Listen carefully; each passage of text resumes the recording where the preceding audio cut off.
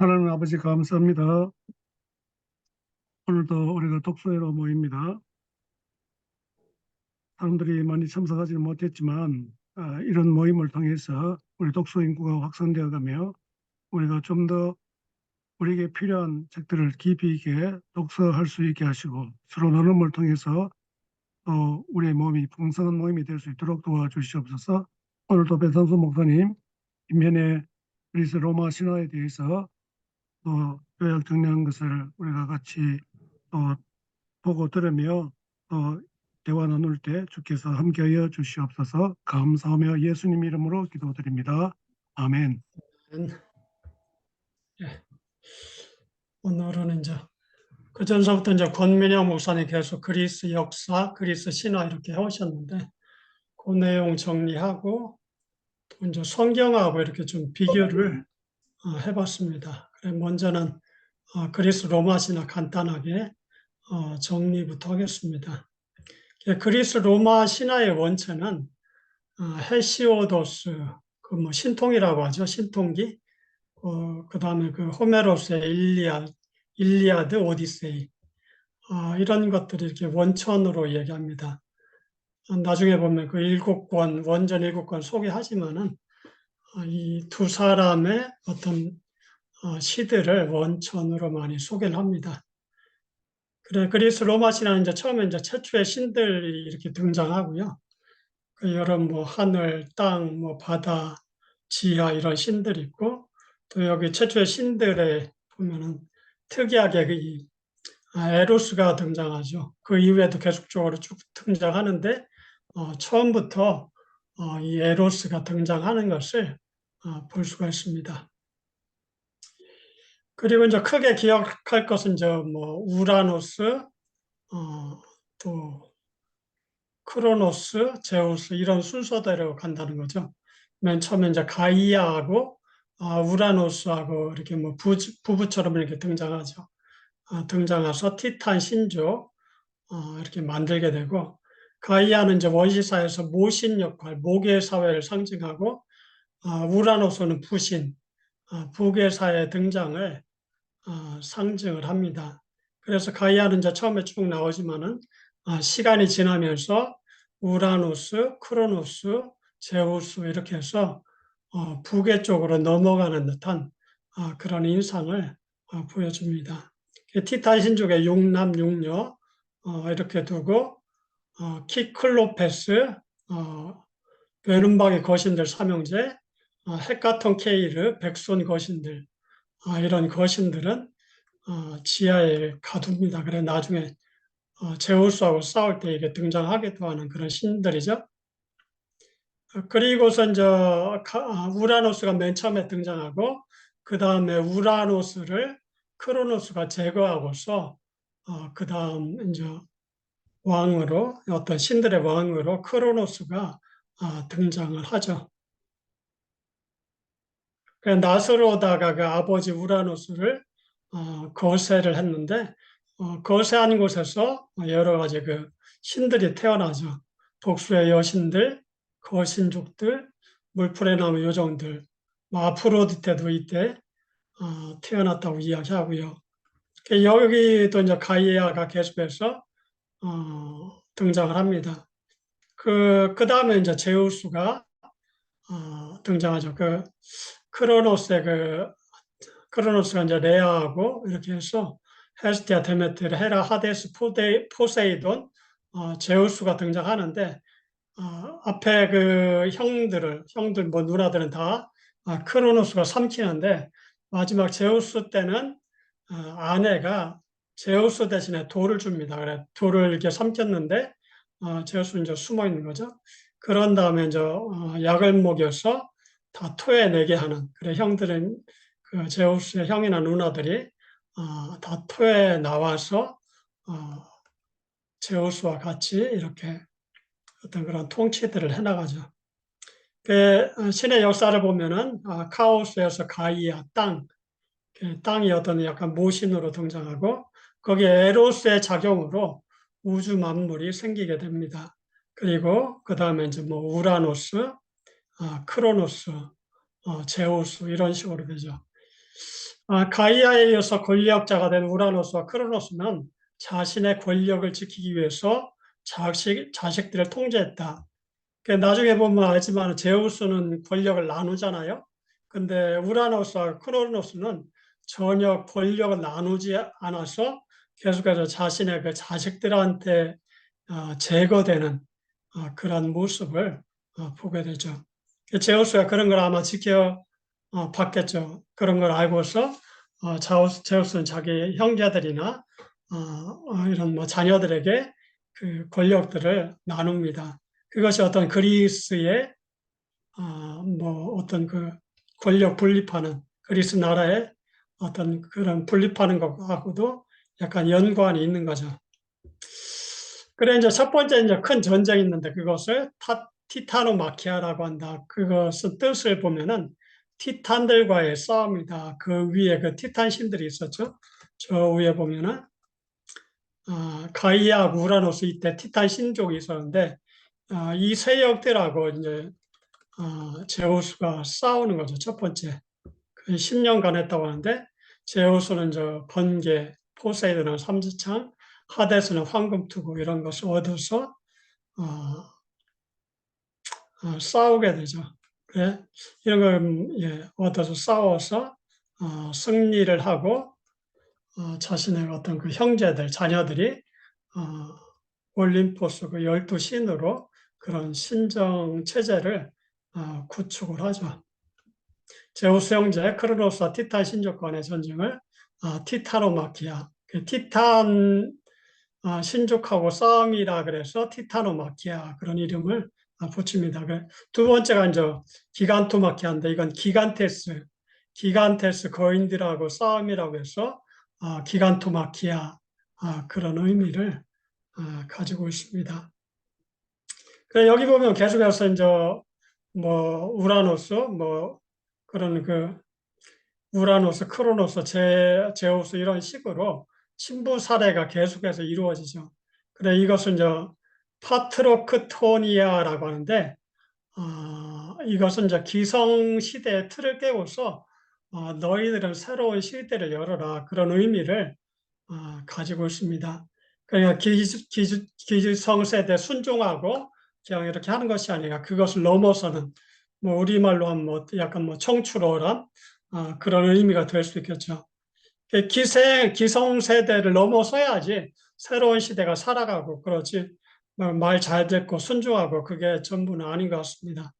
계속해서 자기 아버지를 넘어서는 그런 것들이 필요하죠. 두 번째 이제 큰 전쟁이 기간토마키아, 기간테스와의 싸움이다. 올림포스 12신하고 거신족하고 싸움. 그래 크게는 뭐 가이아 기억해야 되고 땅의 신, 우라노스, 크로노스, 제우스 이런 순서대로 가고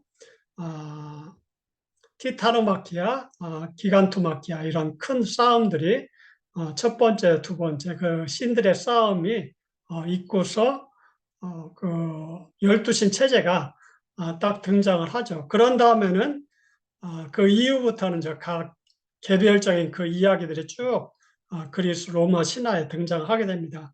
먼저는 이런 틀을 가지고 그리스 로마 신화의 세계관을 잡고서 그 다음에는 각 이야기로 넘어가면은 뭐 님프 이야기도 나오고 영웅들 이야기도 나오고 여러 가지 이야기들이 나오죠. 그래 이런 어떤 처음에 이제 세상이 어떻게 형성됐는지 그런 거, 큰 신들 뭐 가이아, 우라노스, 크로노스, 제우스 이런 신들, 뭐 그런 큰 두 번의 싸움 이런 거를 굵직굵직하게 기억하고서 나머지 그런 신하들의 이야기들을 곁가지로 이렇게 붙이면은 그리스 로마 신화를 잘 읽어 나갈 수 있을 것 같습니다. 두 번째는 이제 그리스 로마 신화를 비판적으로 읽는다. 김한 교수님은 그 그리스 로마 신화에 대해서 이렇게 잘 설명을 했죠. 중간중간 잘 설명해서 이건 뭐 어떤 뜻이다. 제우스가 우리가 생각할 때는 여러 가지 뭐 강간도 하고 성적으로 물러한데 그것은 이제 다른 식으로 풀죠. 어떤 자기 이제 권력을 갖고 있는데 그것을 권력을 나누기 위해서 누군가가 있어야 되는데 그것을 자기 이렇게 뭐 여자를 통해서 낳은 그런 자녀들, 뭐 이런 사람을 의지해서 이런 신들을 의지해서 자신의 권력을 나눈 그런 어떤 지도자로서의 제우스를 이렇게 김원 교수님은 이야기를 하는 것 같습니다. 그런 쪽으로. 근데 일반적으로 이제 그리스 로마 신화를 그대로 액면 그대로 받으면은 그런 의미까지 끌어내기는 쉽지는 않죠. 또 이것들은 이제 어린아이들에게 읽히는 것에 대해서 좀 이렇게 많이 반대를 합니다. 워낙 약간 문란한 그런 내용이기 때문에 그렇죠. 그리스 로마 신화가 복잡한데 이것은 그리스 로마 사람들의 삶의 정황이 복잡하고 다양했기 때문에 이런 이야기가 나왔다는 것입니다. 저도 이제 뭐한 3분의 2 정도는 약간 읽고 나머지는 이제 아는 이야기는 빼놓고 모르는 이야기 이렇게 쭉 읽어봤는데 내용이 엄청 많죠. 신들도 많고 사람들, 뭐 림프들, 뭐 하여튼 많은 이야기들이 등장해서 약간 혼돈스러운 그런 이야기도 있죠. 그런 것 가운데 이게 원전이 7권이나 되기 때문에 그 내용 가운데서 이제 뭐 끌어와서 만들었기 때문에 이야기가 더 많아질 수 있는 그런 부분도 있는 것 같습니다. 또 로마 신화는 그리스 신화의 신들 이름만 바뀌었고요. 이런 이야기들이 체제의 정당성을 확보하기 위해서 만든 이야기다. 고대 그리스의 철학자들은 이 그리스 신화에 대해서 비판적이었습니다. 플라톤은 국가에서 그리스 신화의 중요 내용 중에 하나인 신들의 전쟁은 시민들 간의 분쟁을 촉발한다. 또 황량한 그 저승 이야기는 병사들의 사기를 저항한다. 이런 이유로 인해서 이 신화를 비판을 했습니다. 플라톤이 2000년 동안 멸시되다가 르네상스 시대에 부활했고요. 크세노파네스 고대 그리스의 철학자들은 호메로스나 헤시오도스가 노래한 그리스 로마 신화의 신들이 인간과 비슷하다고 여겼고요. 당시의 대중들이나 지배층들은 이런 신화에 대해서 자연스럽게 받아들였습니다. 그래 일반 사람들이 이제 자연스럽게 좀 받은 측면이 있고 철학자들은 이런 신화에 대해서 약간 부정적이었습니다. 그래서 로마 신화 처음에는 목의 신화가 중심이었다가 북의 신화 중심으로 미케네 문명으로 넘어오면서 전쟁 신인 부신 중심의 북의 사회, 가부장 사회로 변한 것을 이야기합니다. 여기에서 이제 오비디우스의 변신 이야기, 이게 이제 그리스 원전 중에 제일 마지막 원전으로 이야기하는데요.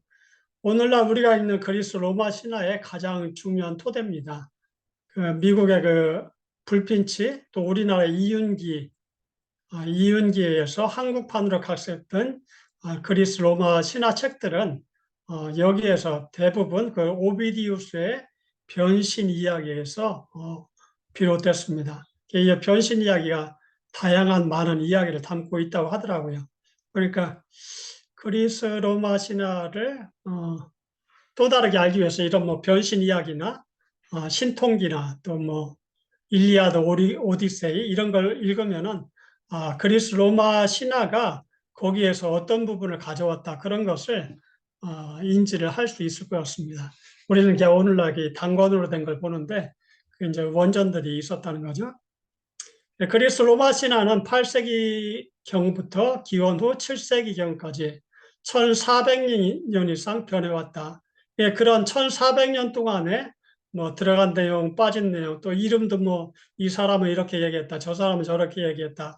약간 그런 것들이 있으면서 이제 정리해서 내려왔겠죠. 또 시대가 바뀌면서 그 이야기 자체도 이렇게 변화를 줄 수 있다고 생각합니다. 왜냐하면 시대나 장소에 따라서 그런 내용들을 이렇게 맞춰갈 필요성이 있기 때문이죠. 그 농업민족, 상업민족, 제국민족, 변경민족 이런 것에 따라서 신화가 차이가 있다. 같은 이야기라도 우리나라에서 생기는 거하고 또 일본에서 생기는 이야기는 다를 수가 있겠죠. 아무래도 그런 부분들.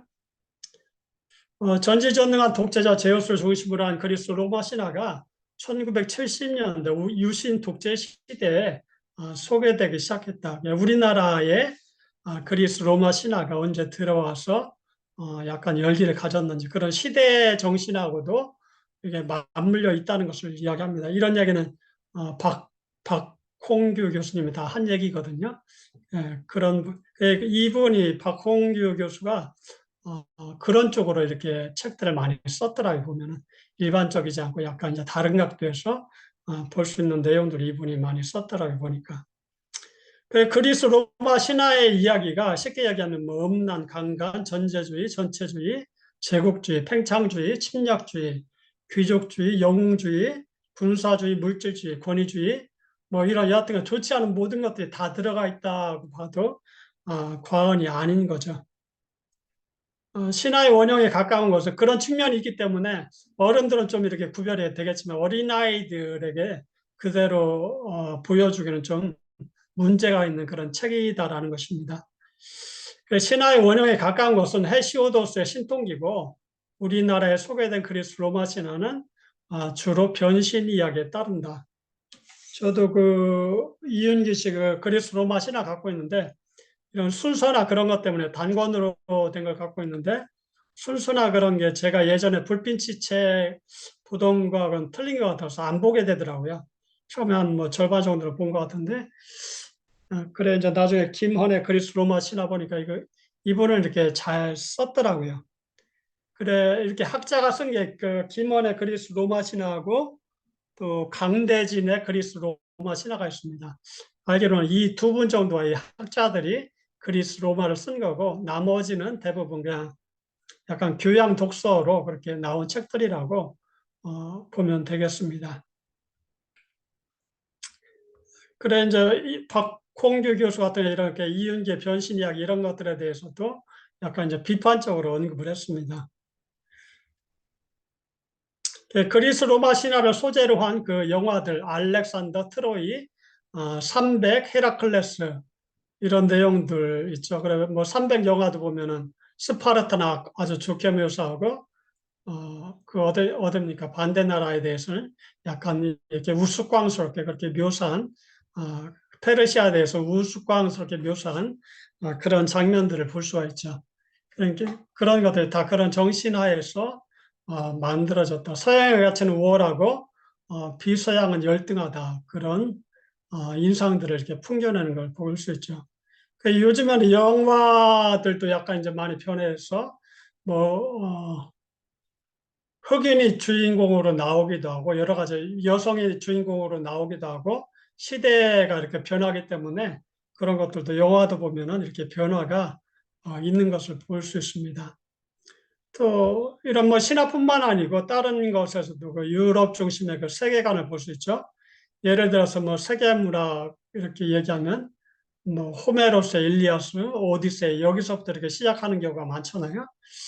그래 그건 이제 유럽 문학이라고 얘기할 수 있는데 그렇다면 세계 문학으로 했을 때 뭐부터 이렇게 시작해서 집어넣고 시작할 수 있는가 그렇게 제가 한번 의문 부호를 붙여봤습니다. 또 세계 철학도 그렇죠.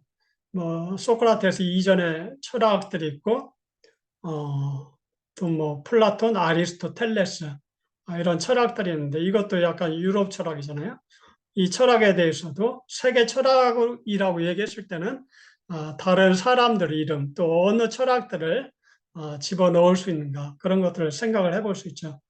또 세계사라고 할 때도 뭐 처음 인류의 기원 시작해서 그리스, 로마 뭐 이런 식으로 많이 가는데 그것도 제가 이제 본 책 중에서 뭐 인류 본사나 실크로드 세계사, 더 넓은 세계사 이런 내용들이 같이 들어갈 때 세계사라고 할 수 있지 않겠느냐 그런 생각을 해보게 됐습니다. 그래 이러한 것들이 그리스가 인류 문화의 발상지를 보는 그런 시각에서 나온 거죠. 서유럽과 미국을 포함한 서양을 내세우고요. 그렇기 때문에 그리스 로마 신화를 찬양하는 태도보다는 조금 더 이렇게 비판적인 그런 시각을 갖고 읽을 필요성이 있다. 그렇게 말씀을 드리고 싶습니다. 원전 7개, 일리아스는 일리온 도성을 둘러싸고 벌어진 전쟁의 노래라는 뜻이 그 일리아스라는 그런 뜻입니다. 그 다음 오디세이아, 헤시오도스, 신들에게 뭐 신통기라고 하기도 합니다. 그리스의 비극, 아이스킬로스, 소포클레스, 또 비극, 에우리피데스 1, 2권, 아폴로시오스, 아르고호의 모험, 베르길리우스의 아이네이스, 오비디우스의 변신 이야기. 요즘에 뭐 불빛이나 또 이윤기 이런 분들은 이제 변신 이야기 이 7번째 책에서 많이 이야기를 했다는 거죠. 근데 이제 그런 측면에서 제가 이제 김원의 그리스 로마 신화를 보니까 이 7권의 원전을 약간 이제 골고루 인용해서 학자기 때문에 이윤기나 이런 분들하고 또 이제 다른 각도에서 이 그리스 로마 신화를 써서 잘 정리를 해놓은 것 같습니다. 지금으로서는 김원의 그리스 로마 신화가 제일 이렇게 신뢰해서 읽을 수 있는 책이 아닌가 그런 생각을 해봅니다. 그 다음에 이건 뭐 서사시, 신화, 철학, 종교과학을 이렇게 정리를 해봤습니다. 과거에서 현대로 시대에 따라 다른 관점으로 사람과 세상을 봤다. 맨 처음에는 그런 뭐 서사시들 많이 나오잖아요. 그 다음 신화, 그 다음 철학, 종교, 과학. 오늘날은 이제 과학이 대세죠. 그래, 신앙인들도 그런 측면에서는 다른 것도 뭐 우리가 뭐 다른 것도 많이 알아야 되지만 과학을 다른 사람들보다 더 알 필요성이 있을 것 같습니다.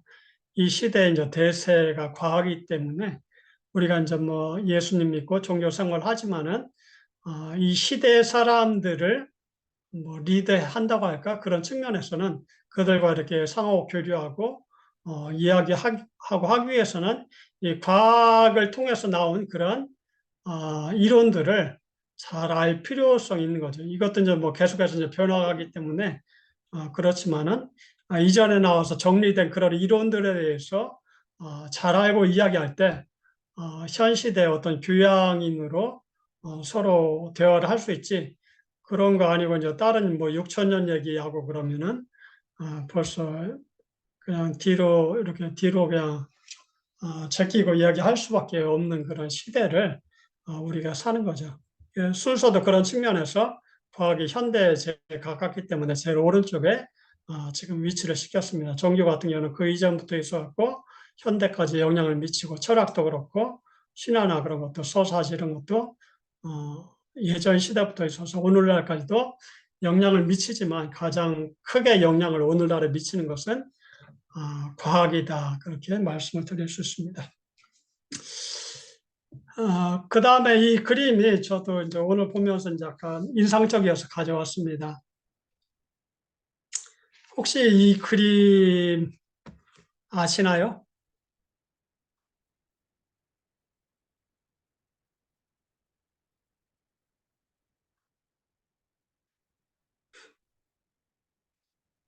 그 라파엘로가 그린 파르나소스 산이라는 그런 그림이라고 합니다. 그래 여기 보면은 중앙에 이제 아폴론이 있고 그 다음에 이제 음악의 신들이 9명이 여자들이 있습니다. 그리고 왼쪽 편에는 뭐 관 같은 거 쓴 사람들이 있는데 이런 사람들이 뭐 호메로스, 베르길리우스, 단테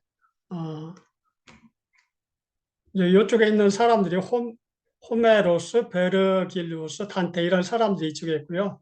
아폴론 주위에 이제 음악의 신 9명이 이렇게 배치를 하고 있습니다. 그래 이제 이게 아주 유명한 그림인데 그리스 로마 신화가 그 뮤즈의 신들, 음악의 신들로부터 시작됐다는 것입니다. 그래 이 호메로스나 이런 사람들도 그 자신의 서사시를 쓸 때 뮤즈의 신을 소환해서 이렇게 이야기를 합니다. 또 다른 사람들의 신뢰를 가질 수 있도록 신을 소환해서 자신들의 이야기를 펼쳐 나갑니다.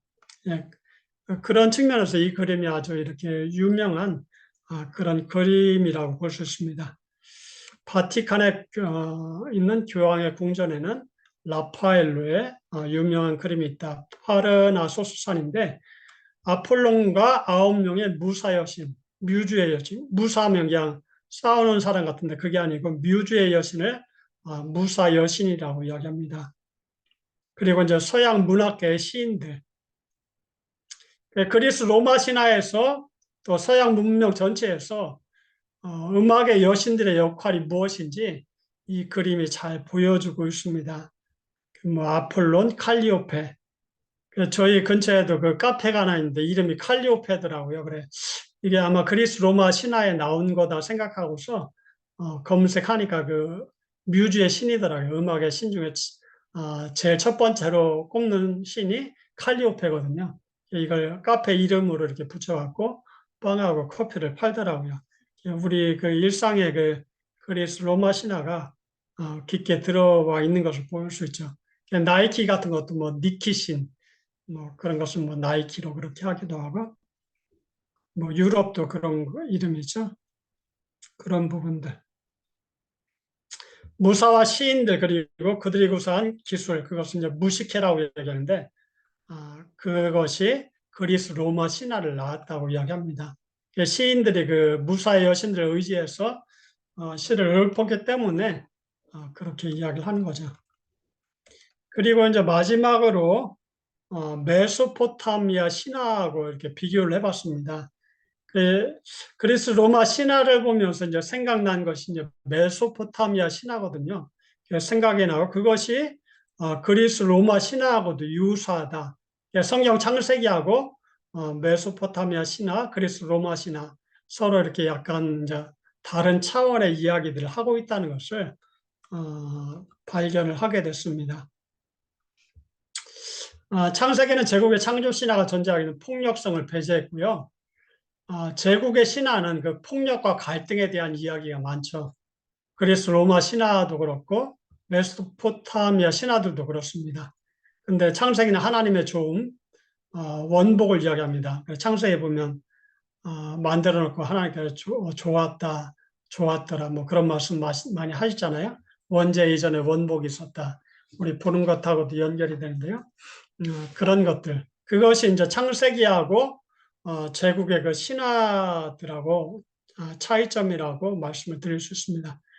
또 창세기는 모든 인간을 하나님의 형상으로 이야기합니다. 그런데 고대 세계에서는 하나님의 형상은 신의 형상은 왕들이나 그렇게 불렀거든요. 근데 그 고대 세계에서 왕들이나 불릴 수 있던 그것을 우리 일반 사람들에게 부여한 것이 성경 창세기라고 이야기를 할 수 있습니다. 그래 고대 세계던 왕들의 신의 형상, 신의 아들이어서 이걸 통해서 다른 인간들에 대한 통치를 합법화한 거죠. 이것은 뭐 그리스 로마나 뿐만 아니라 우리나라도 뭐 그런 것들이 많이 있죠. 약간 뭐 주문 같은 경우도 뭐 아래서 태어났다고 하고 여튼간 약간 신화성을 이렇게 부여해서 일반 인간하고 이게 다르다는 것을 통치자들이 이렇게 그런 신화들을 만들죠. 근데 성경에 하나님은 인간을 찾아오고 고대 세계의 신들은 장소가 제한되어 있고 주특기가 있는데 하나님께서는 그렇지 않다는 거죠. 뭐 제우스, 뭐 아폴론, 뭐 태양의 신, 지하의 신, 뭐 죽음의 신 막 다 나눠져 있잖아요. 특기들도 좀 다르고 그게 이제 그리스 로마의 신, 또 뭐 메소포타미아의 그런 신들도 그런 신들이라고 할 수 있죠.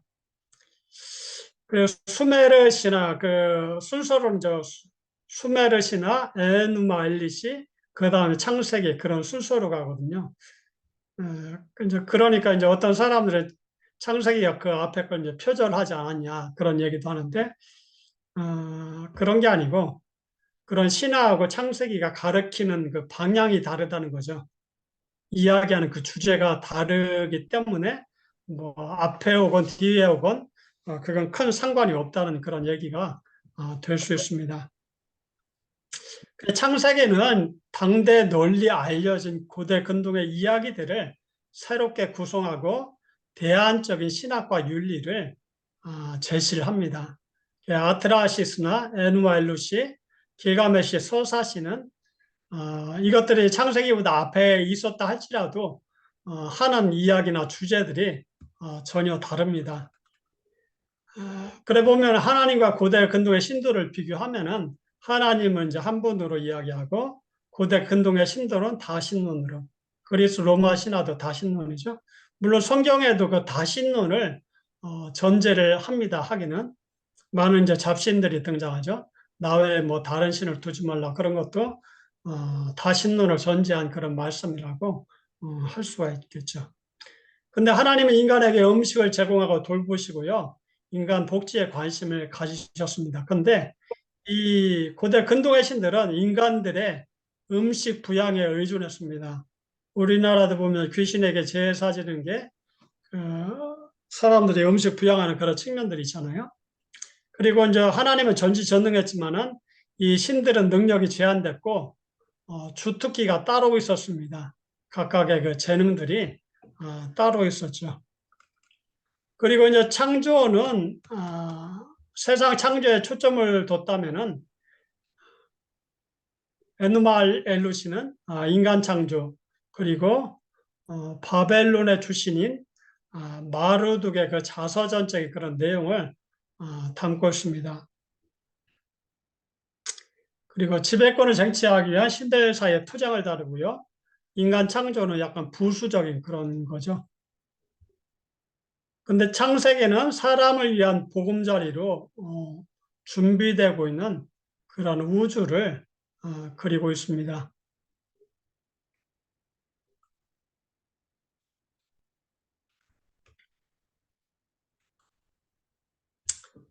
그리고 창세기는 하나님의 유일신으로 세상은 신이 인간 거주하도록 환경 준비한 거고요.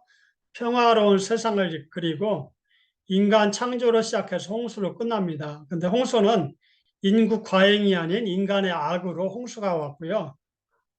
죄 막는 것에 관심이 있었지 번성을 우려하는 그런 것은 없었습니다.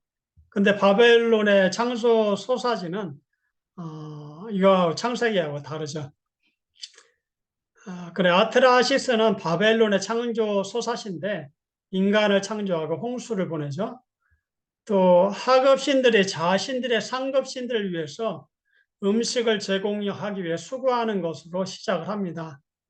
또 창세기는 하나님 한 분인데 남신과 여신의 대가족들을 이야기하고 아트라시스와 에누말리시는 인간 창조를 얘기하는데 그때 당시는 이 신화에서는 하급신들이 노동을 했습니다. 그래 이 하급신들 대신에 인간을 만들어서 노동을 시키려고 인간을 만든 거죠. 신들 사이에 분쟁이 있었고 하나님 분쟁이 없죠.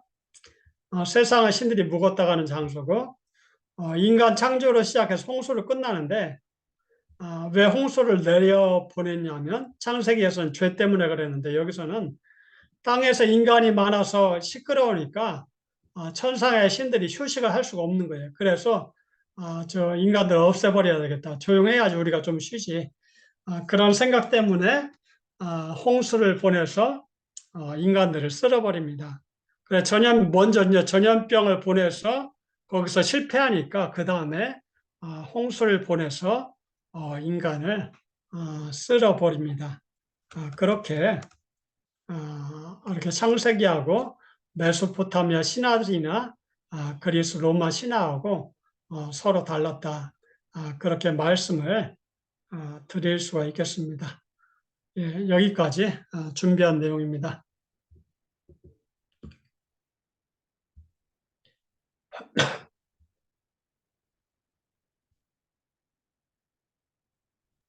예, 수고 많이 하셨습니다. 예, 제가 우리 배 목사님 이제 우리 독서 모임하기 전에 좀 이렇게 먼저 요약해서 정리해 주는 게 아주 큰 도움이 되고 있습니다. 오늘 같은 경우에는 너무 복잡하잖아요. 저도 예, 이거 봐도 이게 뭐 앞에 다시 또 이렇게 봐야 되고 뭐 이제 이런 것들이 많이 있더라고요. 근데 다 그래 찾아보기도 힘들고 한데 일목요연하게 잘 이렇게 설명을 해주셨고 그리고 이제 이 책을 읽어보니까 뭐 다른 책은 제가 사실 그래서 로마 신화 책을 뭐 거의 안 봐가지고 잘 모르겠는데 적어도 이 책의 장점은 그리스 로마 신화를 통해서 우리에게 주는 어떤 그 교훈이라고 할까? 이런 것들을 잘 이렇게 캐치해가지고 설명을 해주고 있다는 게 아주 유익했습니다. 왜냐하니까 우리가 뭐 책을 읽고 여러 가지 이제 지식을 습득하는 거는 그 자체가 목적이 아니고 그것을 어떻게 우리 삶에 잘 적용할 수 있는가?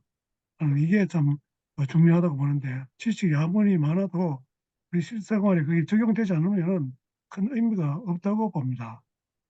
우리가 뭐 기독교 신앙도 마찬가지잖아요. 우리 신앙이 네, 있다는 것이 결국은 우리가 잘 몰라서 그런데 믿음이 곧 그 행함이라고 하는 이런 것을 우리가 잘 알아야 되는데 그런 것을 잘 모르다 보니까 어떤 어, 성경의 어떤 지식이나 신학적인 지식을 많이 쌓으면은 신앙이 좋은 것 같이 생각하는데 이제 그런 건 아니고요. 우리가 다른 책을 읽을 때도 이제 마찬가지인데 특별히 이제 이제 그리스 로마 신화를 우리가 읽을 때 이게 왜 읽나 하는 그런 이제 의구심이 많이 생기잖아요. 어, 그런데 이제 어, 박홍규 예, 교수님이죠. 예, 박홍규 박공교 교수.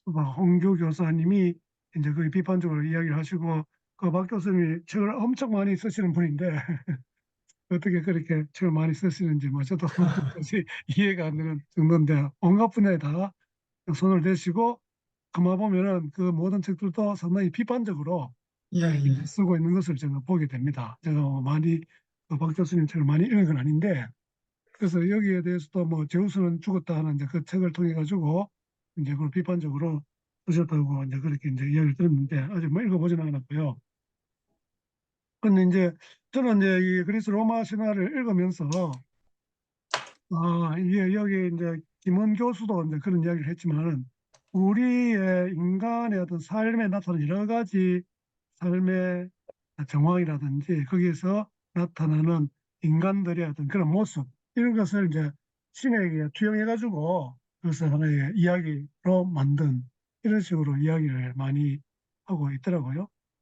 그러다 보니까 이제 좀 특이하게도 우리가 이제 신화인데 이게 인간에 대한 이야기도 또 함께 들어있기도 하고 영웅에 대한 이야기도 있고 그다음에 신과 인간이 또 결혼하고 하는 뭐 이런 이야기 사실은 도저히 있을 수 없는 이제 그런 이야기들이 이제 나오고 또 여기 나타나는 그 신들을 보니까 너무나 인간적인 그런 신들이다 이렇게 이야기할 정도로 이제 많은 이제 그런 감정이나 정서적 이런 것들이 인간하고 유사한 이런 것을 많이 이제 또 알게 되고 단지 그들의 어떤 능력이 아주 뛰어나고 그다음에 뭐 변신을 한다든지 여러 가지 어떤 그런 모습을 통해 가지고 또 유혹하기도 하고 뭐 이제 제우스 같은 경우에는 워낙 크게 능수능란해 가지고 아까도 이제 이야기하셨지만은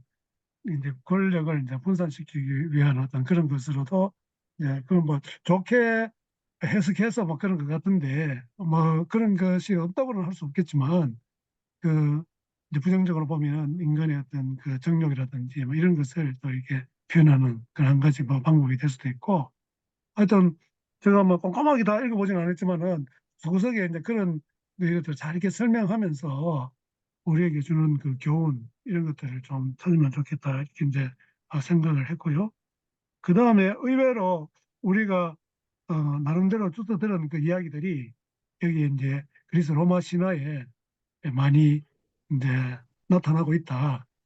이제 그런 것을 이제 또 알게 되고 어쨌든 김원 교수의 그리스 로마 신화 읽어보고는 제가 김원 교수가 쓴 책은 좀 다 읽어봐야 되겠다. 그런 또 생각을 했습니다.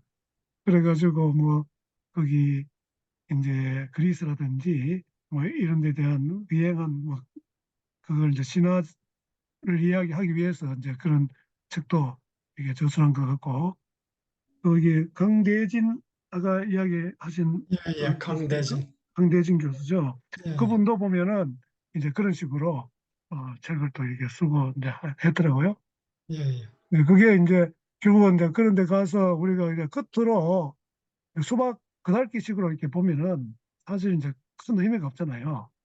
그럼 이게 그, 그 신화가 연결돼 가지고 이러한 그 유물이 어떻게 이제 있게 되는가 이런 것을 아는 것이 참 필요한 것 같고 사실 우리가 소위 이제 성지순례, 성지답사 뭐 하는 명목으로 우리가 이제 이스라엘 비롯해 가지고 여러 이제 성경에 관계된 나라들을 이렇게 몇 군데 둘러보는 이제 그런 여행을 많이 하잖아요.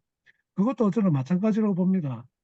그냥 뭐 이런 유물이 있었다 성경에 그런 게 있지 이런 것보다는 그걸 보면서 좀 더 이제 성경에 나타나는 어떤 그런 것들이 어떤 의미를 가지는가 좀 더 구체적으로 또 이게 공부도 하고 그렇게 해야지 그냥 뭐 여행사에서 좀 주관하는 그런데 그게 이제 패키지로 해서 이제 갔을 때는 뭐 그 가이드들이 어느 가이드가 어느 정도 뭐 더 설명도 해주고 하지만은 깊이 있는 이제 그런 이야기는 또 할 수 없기 때문에 저희 같은 경우에는 이제 신대원 졸업하는 그 해에 이제 구약 가르치신 이제 교수님이 인솔해가지고 우리가 그, 그 성경의 지리와 역사는 이제 그 과목을 그 전에 배웠기 때문에 선택 과목으로 그걸 배운 사람들 가운데 이제 원해서 갔는데 그때 아주 유익했던 이제 그런 기억이 납니다. 그러니까 우리가 일반 그 유적지 이런 것도 사실 유럽에 가면은 거의 다 이제 그리스 로마 신화의 어떤 영향, 이제 사실 그보다도 이제 기독교 영향이 이제 더 크긴 하지만 그런 것이 밑바탕에 다 깔려 있고 그다음에 언어라든지 지명이라든지 사람 이름이라든지 이런 것도 다 그런 데서 유래된 것들이 이제 많기 때문에 그런 것을 알면은 훨씬 그 어떤 사건이나 어떤 건물이나 뭐 여러 가지 것들을 이해할 때 늘 훨씬 더 풍성해질 수 있겠다 하는 그런 좀 생각을 좀 해봤습니다. 그래, 뭐, 그리스 로마 신화도 그렇고, 하여튼, 현 시대에 대해서 뭐, 사람이나 세상에 대해서 어떤 해석들을 잘 해야지 살아남지. 그렇지 않으면은, 예, 그런 것도 살아남기는 어려울 것 같아요. 그런 측면에서, 뭐, 성경도 그렇고, 성경도 현 시대나 사람에 대해서 잘 설명이 돼야지 그게 안 되고, 이제 과학 시대 들어오고, 이제 역사도 들어오고 하는데, 거기에서 이야기한 부분들을 이렇게 긍정치 못하고, 옛날 이야기만 자꾸 하면 그게 참 어려움이 있는 것 같아요. 보니까. 괜히 신앙이 좋다는 게, 오히려 이제 기독교를 퇴보시키는 그런 게 되지 않나. 그런 생각이 들더라고요. 그 세계사 음, 공부하면서 이제 그런 거 많이 느꼈는데, 예, 그렇습니다. 네. 우리가 뭐 이제 역사를 배우는 것도 사실은 이제 그런 면에서 중요하죠.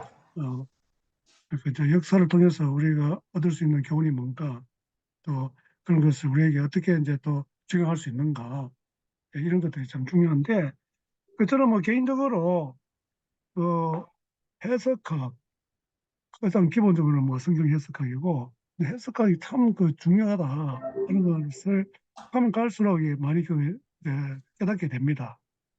그러니까 아까 이제 세계를 해석한다는 이런 말씀을 하셨는데 사실은 우리가 그 책을 읽어도 요즘 이제 젊은이들 뭐 다 그런 건 아니지만 많은 경우에 책을 읽어도 무슨 말인지를 잘 모르는 또 그런 경우가 의외로 많다고 그래요.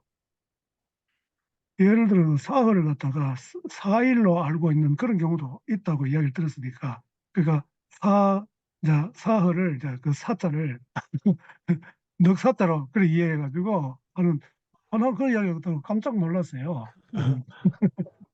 아주 뭐 극소수인지는 모르겠지만 그게 이제 결국은 이제 단어에 대한 이해가 없다 보니까 그 글에 대한 이해가 없고 그 글에 대한 이해가 없으니까 그, 그 이제 그 문장에 대한 이해가 없으니까 글 전체에서 뭘 이야기하는지 모르고 이게 그래서 소위 문해력을 요즘 이제 이야기를 많이 하는 것 같더라고요. 그래서 그게 이제 이해를 하고 그다음에 이제 우리가 해석을 하고 해야 되는데 이해조차 안 되니까 이게 너무 큰 문제다 하는 그런 좀 생각이 좀 들었어요. 그래서 저는 뭐 개인적인 이야기지만 우리 그 큰딸애가 이제 좀 대학교 2학년인데 뭐 이런저런 이야기를 하다가 내가 가만 생각하니까 아, 이게 문해력이 진짜 필요한데 이 대학생이 돼가지고 문해력 이거 따로 이제 배우는 게 있나 생각해보니까 그런 게 없는 것 같아요. 우리 배울 때도 그런 게 없었고 그래서 제가 최근에 우리 모임에서 공부한 책이 이제 사회과학에 대한 책이 있어가지고 그걸 보니까 많은 어떤 뭐 정보를 알려줄 뿐만 아니라 그에 대한 이제 어떻게 이해해야 되는가 하는 여러 가지 그런 것들을 이제 뭐 하는 그 양들이 있어가지고 좋다. 그러면 여름 방학 때 이 책을 좀 읽고 좀 이야기도 해보자 이렇게 이야기를 해놨습니다. 그러니까 저 안에는 뭐 소설부터 읽혀야지 뭐 이런 이야기 하던데 소설은 그 다음이고 일단 그런 의의라든지 이 사회에 대한 이해 이런 것이 진짜 필요하다 싶어가지고 일단 그걸 이제 해보자고 이야기했는데 뭐 그렇게 해낼 수 있을지 잘 모르겠습니다. 그런데 제가 생각할 때는 적어도 대학생이 됐으면 문해력이 있어야 되는데 요즘 보니까 그냥 지식은 쌓여 있지만 워낙 SNS가 발달되고 하다 보니까 뭐 나름대로 뭐 문자 보내고 이러긴 하는데 그게 진짜 어떤 문해력이 완전히 잘 이제 그게 이제 가지고 있는 상태에서 그런 게 되느냐 하면은 그렇지 않은 경우도 많이 있고 그래서 우리가 이런 책을 읽을 때도 그런 문해력 없이 그냥 어떤 지식만 자꾸 이렇게 쌓아가는 것은 큰 의미가 없다. 그래서 결국은 이제 우리의 삶에 적용하고 또 이 세상을 보는 데 그것도 적용을 하고 우리는 특별히 이제 기독교 세계관을 또 가지고 있기 때문에 그것을 정확하게 가지는데 이런 인문학적인 지식도 분명히 필요하기 때문에 이런 부분에서 더 많은 관심을 가지고 또 책도 읽고 그래 해야 되겠다 이런 생각을 하고 있는데 또 마침 우리 변 목사님이 이런 좋은 또 기회를 또 만들어서 저 개인적으로 너무너무 감사하게 생각합니다. 근데 아쉬운 거는 여기 현재 참여한 사람들이 많지 않아서 그런데 제가 또 아는 사람들이 다 이렇게 또 이렇게 보내고 하니까 직접 참여 못해도 이렇게 하는 것이 또 보람도 있고 의미가 있다고 저는 생각합니다. 예. 뭐 몇 번이 돼도 이렇게 꼼꼼히 보고서 같이 예, 얘기하고 뭐 예. 그게 중요하지 뭐. 예, 예. 많으면 그래서 더 제가 좋겠지만. 이걸 아주 제가 뭐, 최 목사님이 이제 계셔서 그런 게 아니고 높이 평가하는 것은 우리 보통 뭐 독서회 모이면은 이런 식으로 잘 안 하거든요. 어, 발제하는 사람이 있어도 이런 식으로 꼼꼼하게 하는 그 경우가 거의 없어요.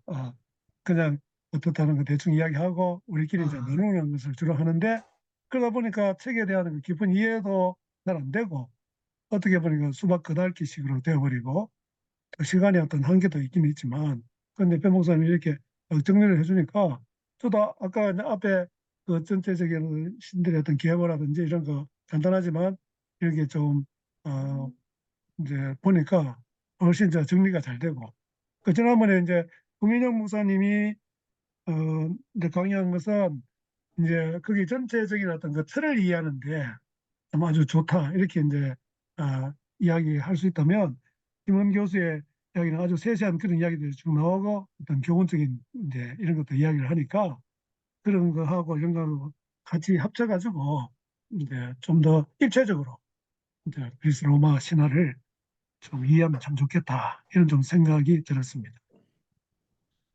저도 이제 지난번에 이제 권 목사님 얘기도 듣고 보니까 그것도 이제 또 중간에 한번 살펴봤거든요. 예, 쭉 예, 보고. 예, 오늘 이제 처음에 한 내용 이제 그 내용에서 이제 많이 정리한 음, 부분이고 예, 그걸 보다 보니까 처음에 이제 뭐 큰 신들 우라노스, 크로노스, 제우스 이런 큰 신들 뭐 기간테스하고 두 번의 큰 싸움하고 그 틀만 이렇게 잡아놓고서 나머지 이제 이야기들은 이렇게 이제 살을 붙여나가면 되지 않겠냐 그런 생각이 들더라고요. 그런 예, 것도 이제 이번 기회를 통해서 저 개인적으로도 음, 이제 얻은 그런 부분이죠. 예, 예, 그리스 로마 신화에 대해서는 그런 부분도 있고 또 이제 메소포타미아 신화하고 또 그리스 로마 신화하고 이제 창세기하고 이렇게 연결하는 그런 것도 좀 생각이 나고 음, 저도 이제 그리스 로마 신화 보면서 이제 그런 것들이 좀 이렇게 들어오고 정리가 되는 그런 시간이었습니다. 예, 시간이었고 예, 또 요즘에 그 박영식 교수라고 그 사건 아시나요 예, 예, 혹시? 예, 예, 예. 알겠죠, 예, 그것 때문에 이제 뭐 과신대 쪽도 이제 계속해서 그러고 예, 하고 있고 또 거기서 이제 청월함 쪽하고 조인해서 지금 책을 보거든요. 음, 박영식 교수 그 예, 창조의 성대신, 성대신, 창조의 예, 신화 예, 거기 이제 참석해서 이제 저도 같이 예, 보는데 예, 예, 하루에 한 장씩 이렇게 보거든요. 한 음, 장씩 해서 음, 월요일부터 이제 금요일까지 보고 그래 음, 매일매일 그 내용 이제 간단하게라도 자기 나름대로 이제 요약해서 보고 하는데 음,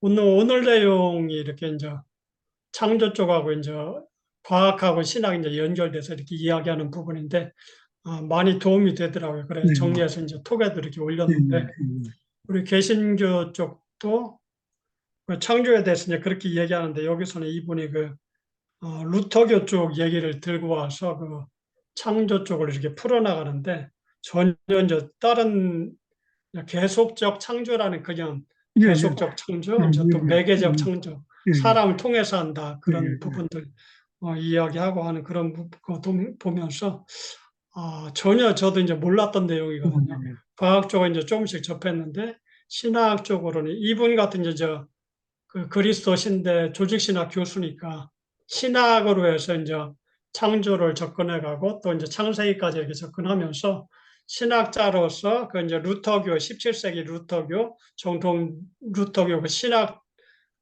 속에서 그 창조에 대해서 우리 개신교 이제 다른 쪽에서 생각지 못하는 걸 이제 발견해갖고 얘기를 하는데 그런 부분이 개인적으로 이렇게 많이 도움이 되더라고요. 그,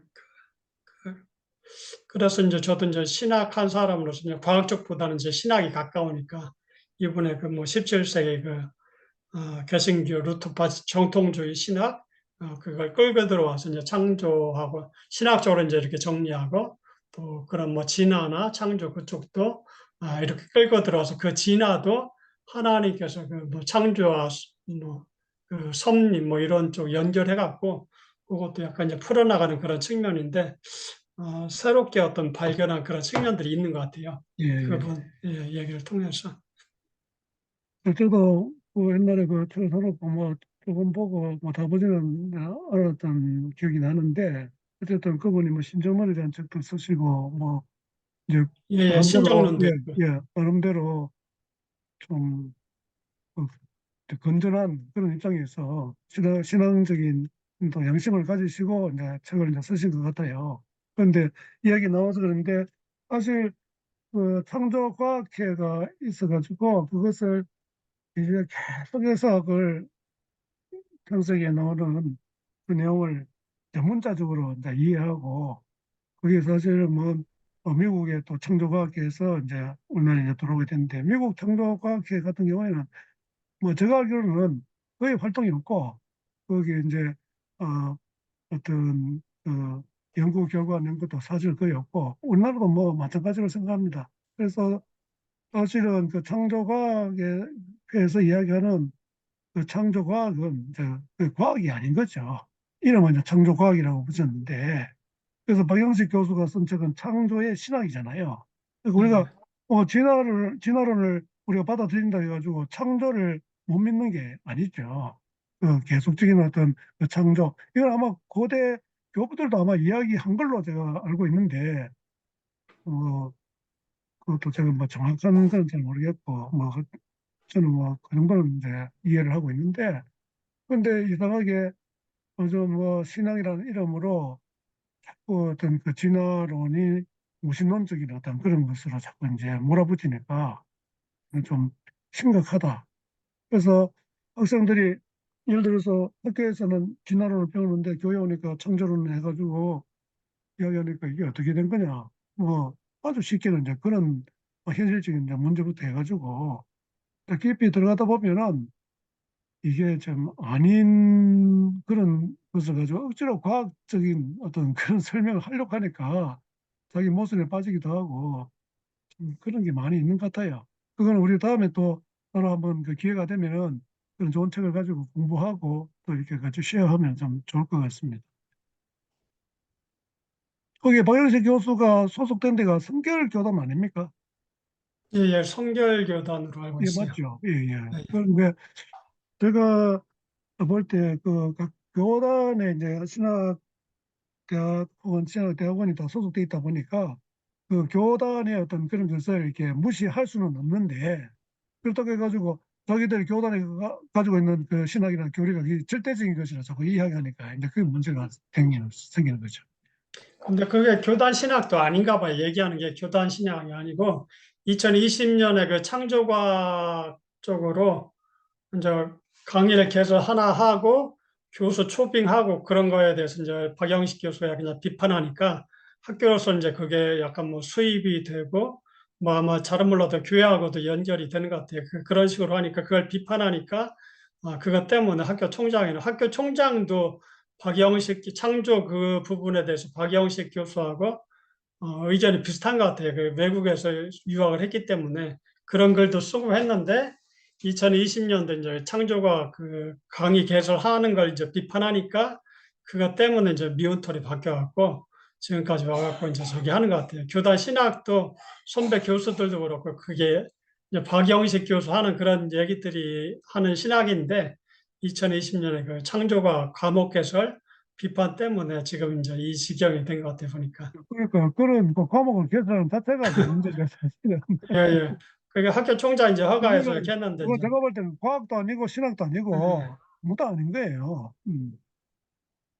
그런 그러니까 뭐 어떤, 우리가 신앙이 좋다는 걸 그냥 문자적으로 믿는 것 같다 신앙이 좋다고 그런 이야기를 많이 하다 보니까 이제 그런 문제가 생긴 것이 아닌가 싶기도 하고 좀 너무 답답해요. 우리가 이제 미국 교회에 이제 영향을 받아서 이제 그게 들어왔고, 우리 이제 목회자들 다 그쪽 영향을 받고서 계속 이제 교회 얘기하고, 그런 가운데 뭐 일단 나이 드신 분들은 거의 뭐 그 영향을 많이 받은 것 같아요, 보니까. 음.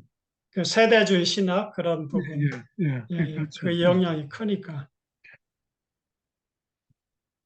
아이고, 오늘도 뭐 한 시간이 됐는데 하여튼 뭐 수고 많이 하셔서 다른 분들이 이제 녹화본을 통해서라도 좀 이렇게 더 풍성한 그런 지식을 얻고 또 삶이 풍성해지면 참 좋겠습니다. 시작할 때 제가 기도했으니까 대목사님 마침 기도해 주시고 예, 하나님 감사합니다. 오늘도 이렇게 그리스 로마 신화를 가지고 같이 이야기하게 하심을 감사를 드립니다. 그 신화가 우리에게 어떤 의미가 있는지 또 하나님의 말씀이 또 어떤 의미가 있는지 한 번 더 생각해 보는 시간들 가졌습니다.